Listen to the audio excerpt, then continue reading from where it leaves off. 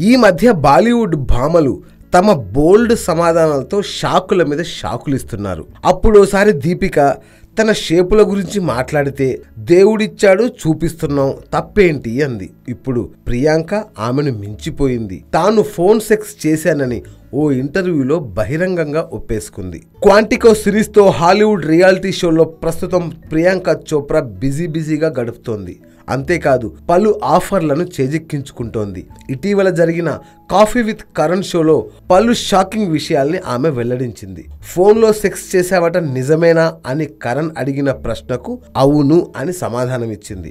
అవును, నేను phone sex చేశాను. ఓ కార్యక్రమంలో ర్యాపిడ్ ఫైర్ రౌండ్లో భాగంగా ఫోన్ సెక్స్లో పాల్గొన్నాను. అంతేకాదు సెక్స్కి సంబంధించిన మెసేజ్లు పెట్టాను, వేరొకరితో కలిసి స్నానం చేశాను, విడిపోయిన తర్వాత కూడా నా బాయ్ ఫ్రెండ్కు ముద్దు పెట్టుకున్నాను అంటూ చెప్పి కరణ్కే షాక్ ఇచ్చింది ఈ క్వాంటికో ముద్దుగుమ్మ.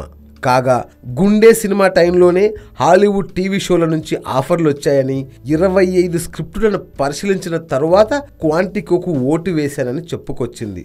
అదండి మ్యాటరు. వీళ్ళు అసలేం దాచుకోరే.